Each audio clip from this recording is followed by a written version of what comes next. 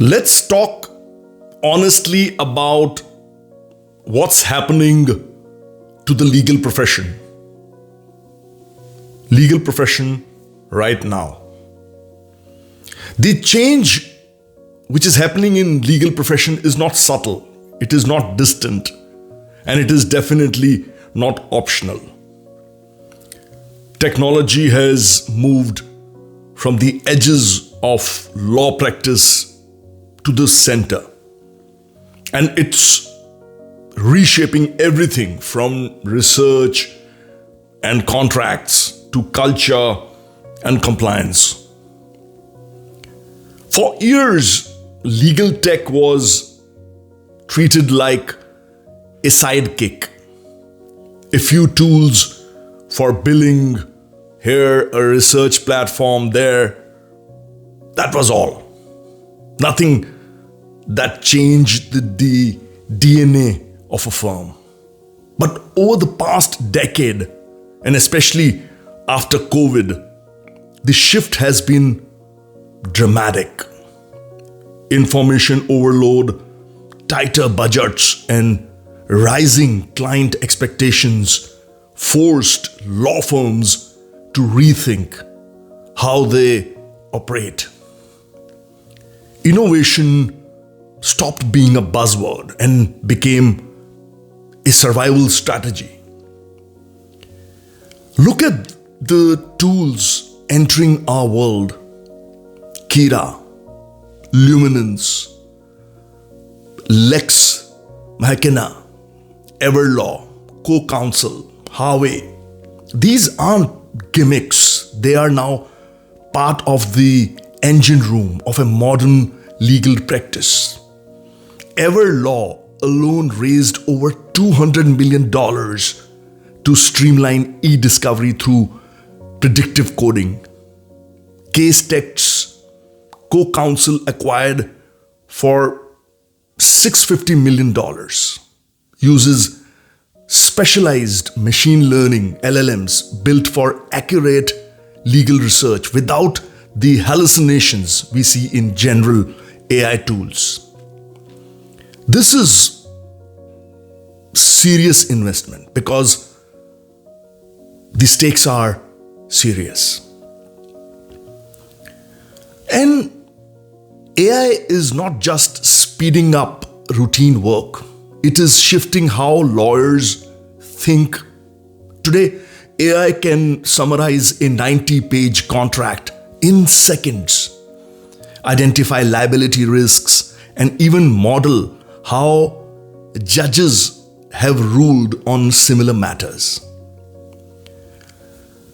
Smaller firms suddenly have access to analytical power that once required massive teams. That's leveling the field in a way we have never seen. Yes. Of course, AI brings its own challenges, which I have talked about in the past podcasts as well. You have heard about lawyers in the US citing fake cases generated by generic AI tools. But according to me, that's not a failure of technology. That's a failure of discipline. When used responsibly and with the right guardrails, AI reduces friction and frees lawyer for higher value work. Yes. Then there is blockchain. It's not just about cryptocurrency. Yes. Smart contracts are automating execution in ways traditional drafting simply cannot. Once a condition is met, the contract performs on its own. That's blockchain.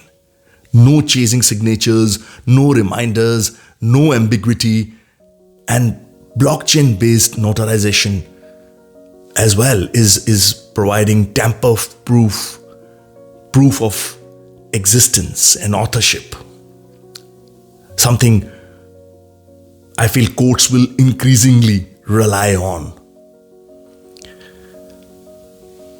Meanwhile, remote and hybrid work, yes, remote and hybrid work has redefined firm culture. This is not about working from home. That's not hybrid. It's about redesigning workflows so location no longer limits competence or collaboration. Law firms had to pivot overnight during the pandemic.